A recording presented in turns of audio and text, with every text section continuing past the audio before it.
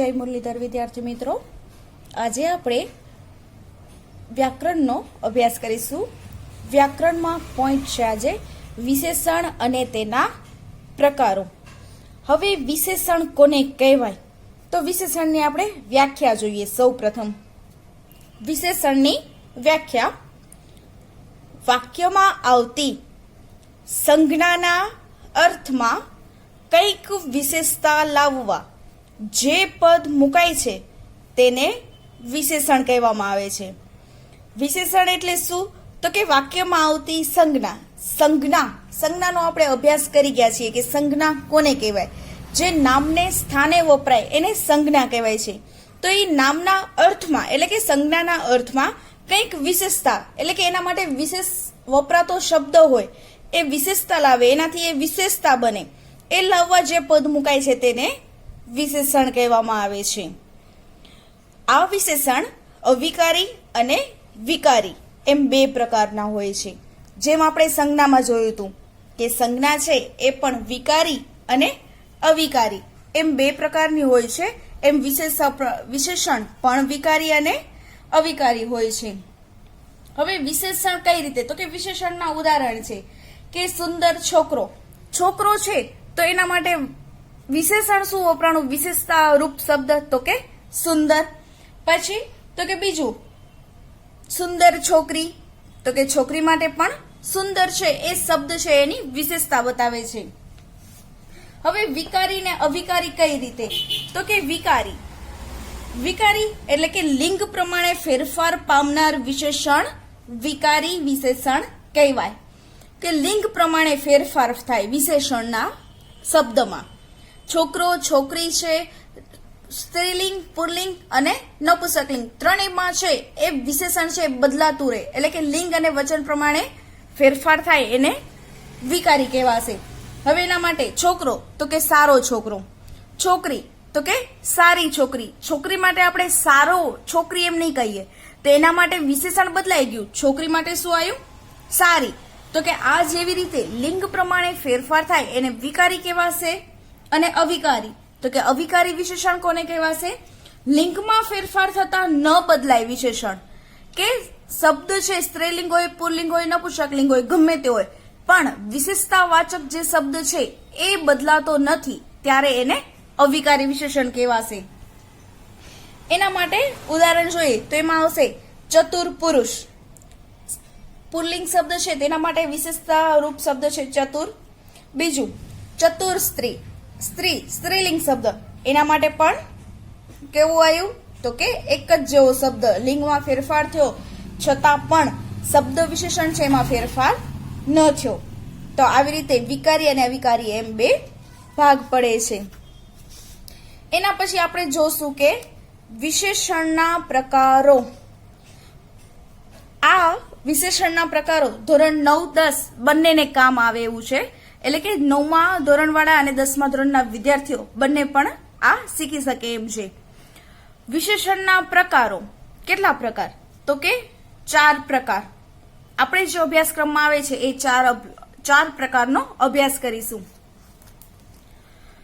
ગુણવાચક વિશેષણ, સંખ્યાવાચક વિશેષણ, સંબંધવાચક વિશેષણ અને ચોથું સાર્વનામિક વિશેષણ.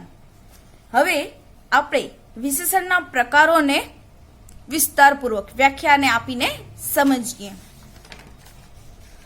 સૌ પ્રથમ છે ગુણવાચક વિશેષણ. ગુણવાચક વિશેષણ કોને કહેવાશે એની વ્યાખ્યા જોઈએ. જે વિશેષણના સંજ્ઞાના આકાર, કદ, રંગ, ગુણ, કાર્ય આદિના અર્થમાં એટલે કે આના સિવાય પણ બીજા અર્થમાં વધારો કરે તેને ગુણવાચક વિશેષણ કહે છે. એટલે કે ગુણવાચક વિશેષણ એટલે કે કાં તો એ આકારના અર્થમાં વિશેષતા હશે, કાં તો એનું કદ બતાવતું હશે વિશેષતાના રૂપમાં, અથવા તો રંગની વિશેષતા હશે, એના ગુણ માટે વિશેષતા હોય, એના કાર્યની વિશેષતા હોય. તો કે આના બધેના અર્થમાં વધારો કરે તેને ગુણવાચક વિશેષણ કહે છે. ગુણવાચક વિશેષણ તેના ઉદાહરણ મેં અહીંયા લખ્યું છે. મોટું મકાન, એના માટે વિશેષતા રૂપ શબ્દ કયું? મોટું. સફેદ ટોપી, ટોપી છે પણ એના માટે એનો રંગ બતાવ્યો છે વિશેષતાના રૂપમાં કે ટોપી કેવી છે, સફેદ છે. હોશિયાર છોકરો, છોકરો છે એના માટે એનું ગુણ બતાવ્યો છે કે એનામાં કેવો ગુણ રહેલો છે, તો કે એ છોકરો હોશિયાર છે. પછી એના સિવાયના ઉદાહરણ તો કે કાળો કામળો, પછી આળસુ છોકરો કે છોકરાની અંદર આળસનો ગુણ રહેલો છે. ગોળ સિક્કા, સિક્કા તો કે સિક્કા કેવા, ગોળ. ત્યારબાદ આપણે બીજો પ્રકાર સમજીએ. બીજો પ્રકાર છે સંખ્યાવાચક વિશેષણ. હવે સંખ્યાવાચક વિશેષણ નામ પરથી જ ખબર પડે છે કે આ વિશેષણમાં શું દર્શાવવામાં આવ્યું છે, તો કે આ વિશેષણ સંખ્યા દર્શાવે છે. હવે એની અંદર પણ બીજા 4 પ્રકાર પડે છે. પણ પરીક્ષાની અંદર તમને વાક્ય આપેલું હશે, વાક્યમાં જે વિશેષણ હશે એની નીચે લીટી કરેલી હશે અને કહેવામાં આવ્યું હશે કે વાક્યમાં રેખાંકિત શબ્દ કયું વિશેષણ સૂચવે છે તે લખો. એટલે આપણે સંખ્યાવાચક હોય તો ખાલી સંખ્યાવાચક વિશેષણ જ લખવાનું છે. એમાં તમને એના પેટા પ્રકાર પૂછવામાં આવશે નહીં. તો પહેલો એનો પેટા પ્રકાર છે પૂર્ણ સંખ્યાવાચક વિશેષણ. પૂર્ણ સંખ્યાવાચક એટલે કે એના ઉદાહરણ તો કે 2 છોકરા, 4 વર્ગ, એટલે કે 1 2 3 4 એમ ક્રમિક સંખ્યાઓ બધી એ પૂર્ણ સંખ્યાવાચકમાં આવશે. પછી ક્રમિક સંખ્યાવાચક તો કે પહેલો, બીજો, ત્રીજો, ચોથો, પાંચમો, આવી રીતે જે સંખ્યા આવે એ ક્રમિક સંખ્યાવાચક કે બીજો છોકરો, પાંચમો વર્ગ વગેરે આના ઉદાહરણ. એના પછી ત્રીજું છે માત્રા સૂચક વિશેષણ. માત્રા, માત્રા એટલે કે એની માત્રા બતાવવામાં આવી હોય. થોડું પાણી, તદ્દન મફત, તદ્દન એટલે કે એકદમ મફતમાં, થોડું એટલે કે એનો કીધું છે કે પાણી આપો પણ કેટલું, વધારે નહીં થોડું નહીં, એવી રીતે એનો માપ દર્શાવ્યો છે. એના પછી ચોથું છે આશ્રયવાચી વિશેષણ. આશ્રયવાચી, હવે આશ્રય એટલે કે આપણે જેને આશ્રય કહેતા હોઈએ, આશ્રયમાં એનું જે ચોક્કસ માપ હોય નહીં. એનું ઉદાહરણ લગભગ 50 વિદ્યાર્થીઓ, એટલે કે લગભગ 50 વિદ્યાર્થીઓ, એટલે કે 50 છે, 49 છે કે 51 છે એ ખબર નથી, એટલે કે આશરે કેટલા કહી દીધા, તો કે 50 જેટલા વિદ્યાર્થીઓ. પછી સમય તો કે આશરે 4 કલાક, એટલે કે અહીંયા સમય દર્શાવ્યો છે કે આશરે કેટલા કલાક થયા હશે, તો કે 4 કલાક થયા હશે. તો કે આ આશ્રયવાચી વિશેષણનો પ્રકાર છે. એટલે કે આ બધા જ પ્રકાર છે શેમાં આવશે, તો કે સંખ્યાવાચક વિશેષણ. એના પછી ત્રીજું આપણે જોઈએ સંબંધવાચક વિશેષણ. સંબંધવાચક વિશેષણ તો કે આ વિશેષણ વિશિષ્ટ છે, એટલે કે એક અલગ જ છે. સંબંધવાચક વિશેષણ ખરેખર સંજ્ઞા હોય છે, એટલે કે એક નામ હોય છે. આ વિશેષણ પોતે સંજ્ઞા હોવાથી પોતાનું જુદું વિશેષણ લઈ શકે છે, એટલે કે પોતાની સાથે એક અલગ વિશેષણ બનાવી શકે નામ હોવાથી. હવે કઈ રીતે, તો કે તે અન્ય સંજ્ઞા વિશેષ્ય સાથે, વિશેષ્ય વિશેષણ એટલે કે જે વિશેષ્ય જે નામ માટે વિશેષતા રૂપ શબ્દ વપરાય એને વિશેષણ કહેવાય, અને વિશેષ્ય એટલે કે જે શબ્દ હોય, જે નામ હોય તે, એટલે કે વિશેષ્ય સાથે કઈ રીતે પોતાનો અલગ અર્થ લઈ શકશે, તો કે નો, ની, નું, ના, ના, આના દ્વારા છે એ સંજ્ઞા જોડાય ત્યારે એ કયું વિશેષણ બનશે, સંબંધવાચક વિશેષણ. ઉદાહરણ નદીનું કોતર. હવે નદી એક સંજ્ઞા છે, એણે એટલે કે પોતે એક સંજ્ઞા વિશેષ્ય છે, એણે પોતાનું અલગ વિશેષણ લીધું કે નદીનું, નું છે એ અહીંયા વિશેષણ બતાવ્યું છે, એટલે કે એને સંબંધવાચક કે નદીનું કોતર. નદી કોતર ખાલી આપ્યું હોય કે નદી કોતર, તો કે એ શબ્દ છે બંધ બેસતો નથી, એટલે કે આ શબ્દને જોડનારનું કામ કોણ કરે છે, તો કે નદીનું કોતર. પછી બીજું વાલાજીનું રૂપ. વાલાજી રૂપ કહીએ તો એ શબ્દ છે એ બરોબર ન લાગે, એટલે કે વાલાજી એની સાથે એને વિશેષણ લીધું છે વાલાજીનું રૂપ, એટલે કે આ બંને વચ્ચે વાલાજી અને રૂપ બંને વચ્ચે સંબંધ દર્શાવનાર કોણ છે, તો કે નું. એના પછી લાકડાની પાટ, પિતાજીના હાથમાં વગેરે આના ઉદાહરણો છે. હવે આપણે ચોથો પ્રકાર જોઈએ. ચોથો પ્રકાર છે વિશેષણનો સાર્વનામિક વિશેષણ. એની વ્યાખ્યા: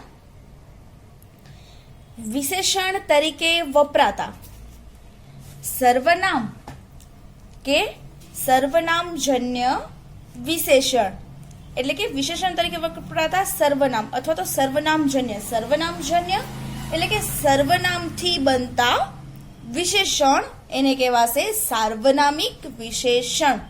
હવે સર્વનામ એટલે કયા? તો કે નામની જગ્યાએ જે મૂકવામાં આવે એ સર્વનામ કહેવાય. આપણે સર્વનામ જેવા વ્યાકરણનો એક પ્રકાર છે, પોઈન્ટ છે, એનો આપણે વિગતવાર અભ્યાસ પાછળ કરીશું. તો કે સર્વનામો કયા કયા છે? તો કે અહીંયા સર્વનામો આપેલા છે: મારી, તારી, આપણી, અમારી, તમારી, જ્યારે, જે તે. પછી આના સિવાય પણ બીજા સર્વનામો છે: પેલું, તે, જેટલા તેટલા, કેટલું, આવડું, જેવું તેવું. તો કે આ જે સર્વનામ, નામની જગ્યાએ જે સર્વનામ વપરાય અને એનાથી જે વિશેષણ બને એને કયું વિશેષણ કહેવાશે? સાર્વનામિક વિશેષણ. ઉદાહરણ જોઈએ: મારી બોલપેન. બોલપેનની આગળ શબ્દ શું આવ્યો? મારી. આ મારી બોલપેન એટલે કે મારી છે એક સર્વનામ છે, પણ અહીંયા બોલપેન કોની? તો કે મારી, એટલે કે વિશેષતા બતાવી છે કે મારી બોલપેન છે. મારે આંગણે. આંગણે કોના આંગણે? તો કે મારા આંગણે. આપણી સંસ્કૃતિ, કે સંસ્કૃતિ કોની છે? તો કે આપણી. આ બધા મારી, મારે, આપણી, આ બધા જે શબ્દ છે એ વિશેષણ દર્શાવે છે અને તે સર્વનામ છે. આથી એને સાર્વનામિક વિશેષણ કહેવાય છે. તો અહીંયા વિશેષણના 4 પ્રકાર આપણે સમજ્યા. હવે આનું આપણે થોડુંક સ્વાધ્યાય કરી લઈએ. હું તમને થોડાક ઉદાહરણ દઉં છું. હવે આપણે જોઈએ કે ઉદાહરણ કઈ રીતે ઓળખી શકાય છે, પરીક્ષામાં એને કઈ રીતે પૂછવામાં આવે છે. તો એને આપણે ઉદાહરણને આપણે જોઈએ.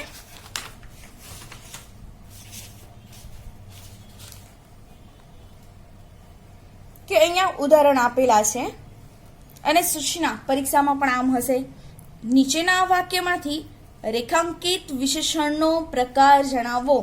એટલે કે વાક્ય આપેલું હશે અને વાક્યની અંદર જે વિશેષણ હશે એના ઉપર લીટી કરવામાં આવી હશે, રેખાંકિત એટલે કે લીટી કરવામાં આવી હશે, અને આપણે એને ઓળખાવાનું હશે કે આ જે વિશેષણ છે એ કયું વિશેષણ છે, એનો પ્રકાર કયો છે.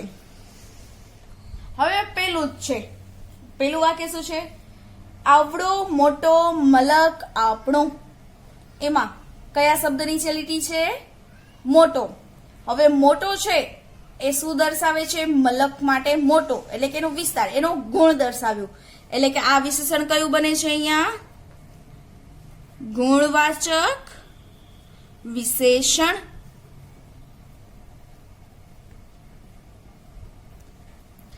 એના પછી બીજું, એણે બબ્બે તે કુળને ઉજાડ્યા. એટલે કે એણે છે 2 કુળને રોશન કર્યા છે. ઉજાડ્યા એટલે કે રોશન કરવું. બબ્બે એનો અર્થ થશે 2. હવે બબ્બે નીચે જ લીટી છે એટલે 2. 2 શું દર્શાવ્યું અહીંયા વિદ્યાર્થી મિત્રો? તો કે 2 એ સંખ્યા દર્શાવે છે. એટલે કે આ બીજું ઉદાહરણ કયું વિશેષણ બન્યું? તો કે સંખ્યાવાચક વિશેષણ. એના પછી ત્રીજું, માર્કંડી તો મારી નાનપણની સખી છે. માર્કંડી નદીનું નામ છે. એ શું કે છે? તો કે માર્કંડી તો મારી નાનપણની સખી. સખી એટલે કે મિત્ર છે. મારી, મારી શબ્દની નીચે લીટી છે. નામની બદલે અહીંયા જે વપરાણું છે એ સર્વનામ છે. તો વિદ્યાર્થી મિત્રો આ વાક્ય છે કયા વિશેષણનું છે? સાર્વનામિક વિશેષણ.